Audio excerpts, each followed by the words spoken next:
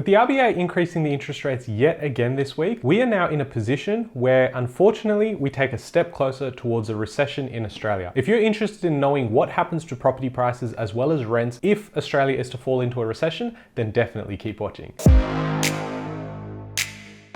Hey guys, my name's Ravi and welcome back to Personal Finance with Ravi Sharma. If you're new here, smash that subscribe button because I talk about real estate, cryptocurrency, and financial freedom. Now at the moment, we are going through a difficult period, especially for anyone that holds a mortgage or a loan on an investment property. If you hold any loans at this point, really like credit card debt or personal loans, you're probably seeing all of those interest rates continue moving higher unless you fixed your rates a while ago. To compound to this problem are others who probably fixed their rates a couple of years ago when we were at record lows and now are starting to come off it, which was formerly known as a mortgage cliff, but we've realized halfway through the year that it's probably not going to stack up like a mortgage cliff. Now we are definitely going to see a lot of these mortgages cross over from a low fixed interest rate into whatever the interest rate is now in the second half of this year. But again, we haven't really seen any warning signals of a complete collapse of the market, not yet. And we haven't seen those property prices go down. In fact, they've actually been going the other way. And that's primarily driven by the lack of supply. So if you look at listings across most markets, in 2023, they are significantly lower than where they were averaging for the last 5 years. And even if you compare them to last year, now mind you, last year's listings were also super low. So now we are even lower than those lows. And it's almost like Lil Jon was right when he said get low, like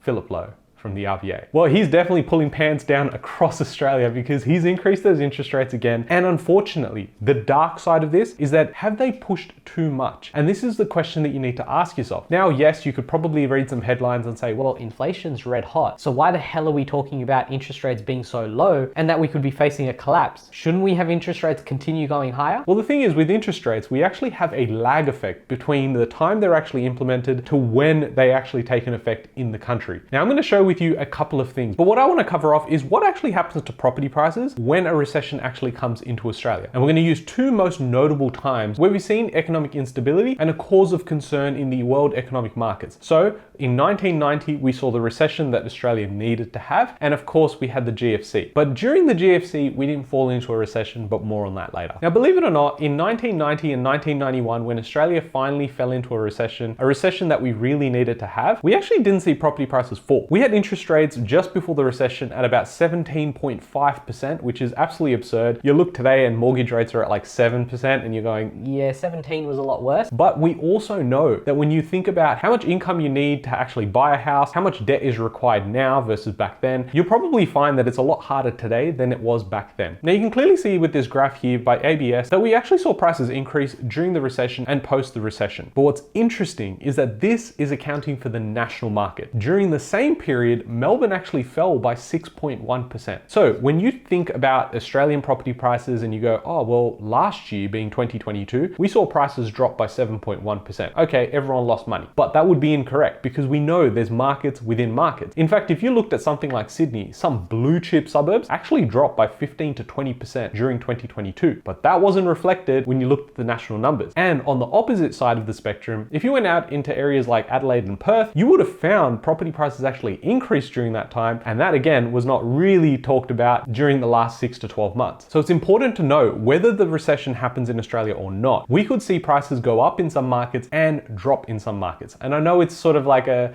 hey, they might go up, they might go down. But the reality is, it depends on where you buy. You can't just aimlessly go, yeah, I'm gonna buy because it's a good time to buy. It's less about timing and it's more about location. Because there are always opportunities, there are always markets going up and always markets going down. So if you purchase in the right location, the timing doesn't really matter. But of course, the location is dependent on what's happening in that area. And then of course, timing does definitely play a part. Now, fast forward to the global financial crisis where the world was in turmoil. We had the US go into recession and property prices in some areas dropping by 40 or 50%. But in Australia, we actually avoided a technical recession, which is actually phenomenal, but also goes down to the fact that we are different. When people sit there and say, oh, well, US markets are going down, Australia needs to go down, or the UK markets need to go down, that's why Australia needs to go up. It makes no sense. You need to look at Australia by itself because there are unique characteristics here from the banking system, the way that loans are processed and created, and how credit is facilitated in general. Now, what you'll see in 2005 to 2010 here is that we actually did see in 2009 a slight drop in property prices. Again, national index. So a lot of markets will have still gone up during this time. But what happened straight after that year was prices took off because we saw interest rates cut at that point. Now, I'm definitely not friends with Philip Lowe. He seems like a nice guy, I think. But based on the comments that I've been getting on my latest videos, I don't think many people like him. Perhaps he's gathering some tools for his toolbox. Not because he's a tool, but because you can actually use some of these tools for what happens next. Perhaps he's front loading a lot of these interest rate increases to then follow up with a lot of cuts if we were to see some economic instability. And that's what I think is happening around not just Australia, but across the world. What they could have done was probably increased a few times, but not as much as they have. And yes, the narrative is inflation is sticky. Back then it was inflation is transitory. We still continue to listen to these jokers, but they will change the narrative whenever they like. So when they feel like it's the time to actually go, yeah, maybe we're gonna have to cut, they'll make up a bunch of excuses. As of this morning, we actually just had our Q1 numbers for GDP come out in Australia. And GDP per capita actually was negative. Now, if you actually think about how big this is for the March quarter, what happened post-March? Well, we've seen interest rates continue to increase. We've seen more people spend less. And therefore, if by per capita we were to see another negative number for the June quarter, well, then we would be in a technical recession per capita. Now, of course, the real GDP didn't come in negative, so we don't have anything to be concerned by. But again, you see what I'm saying. Narratives play a big part in how they make the decisions. The narratives really cause fear or anxiety in the market to keep you guys from actually taking action. Now, before I show you the most important graph I've shown on this channel before, but it is actually so powerful, I want you to do something. I want you to smash the like button in 3,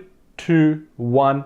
And now you should see the chart magically appear on screen, which you'll find up here. Now there's a lot going on, so let me just break it down here. What we can see is that in 1980, the chart basically starts and it goes all the way till 2022. And the main things that I want you to take away from this chart is quite evident, which is how many negative years we have in property prices. So there are far more positive years than negative years. That's an observation, that's purely logic, that's not me making an opinion. What we've also seen in this chart is that every year that we've had a negative year, the following year, 100% of the time since 1980 has been positive. What does that mean? Well, last year we had a negative year, being 7.1%. That means, based on this graph, based on everything we know from 1980 all the way through to 2022, then 2023 should be positive. And so far, property prices have been moving up. Now, interest rates increasing mean that there's probably going to be less activity, which means less listings, less transactions, and yes, that could cause a lot of people in the real estate industry to start losing jobs. If you're not a business that has the sufficient buffers in place, unfortunately, you're going to run out of money because no one's transacting in property. Now, I've shared my thoughts around cycles and how people use cycles to then make decisions around purchasing property or not purchasing property. Definitely go check out this video. It can actually make quite a bit of sense when you look at long-term historical trends and what that could mean for us right now.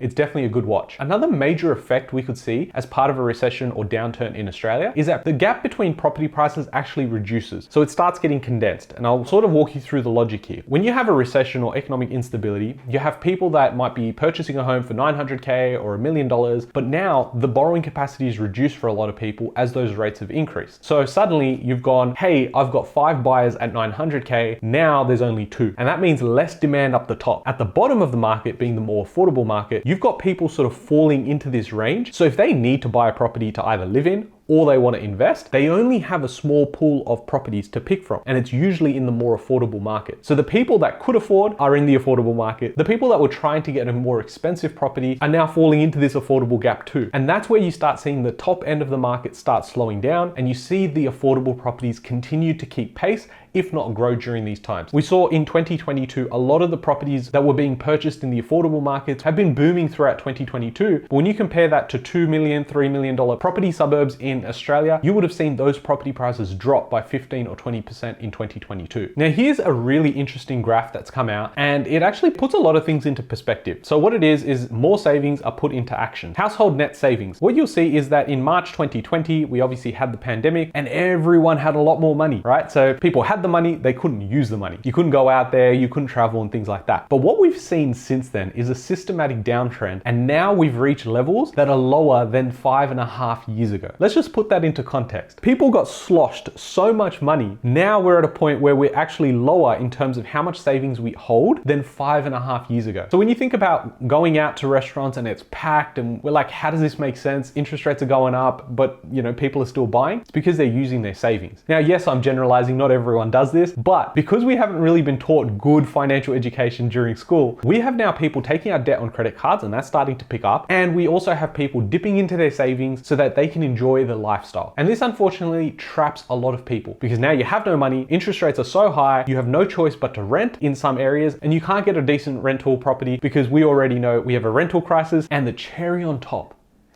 to all of this is, hey, we should introduce a whole lot of immigrants into Australia. And that's unfortunately playing into the part where the government wants more tax revenue. That's why they're going down that path. We should see unemployment start to rise, and it's gonna rise fairly quickly, I believe, in the second half of 2023. As I've said on the channel before, I think 2023 will be a positive green year, but at this rate, it may not be a massive leap in prices. And again, I'm talking national index. In many markets, we will still see double-digit growth. And when it comes to rentals, they may become even harder because as we see the lag effect of all of these interest rates, this could just keep pushing out all of those building approvals, cancellations will continue, and there's a lack of supply that will stay existent in the market for the next 18 to 24 months. I hope these videos actually start prompting you to prepare for what's coming next. For me personally, I would rather be in assets than not be in assets, but it would just make sense to have buffers in place for each property that you own. And if you are interested in purchasing the properties in the right markets where you're gonna get the growth where the rest of the market drops, then definitely reach out to us. We run a buyer's agency. We help you from actually researching the property, creating the strategy, and actually executing. So I'll leave a link in the description below where you can check out the website, and you can also check out this video over here, which actually is a 35-minute video of a step-by-step process of exactly what we do. I hope you guys have enjoyed this one, and I'll catch you on the next one. Thanks, guys.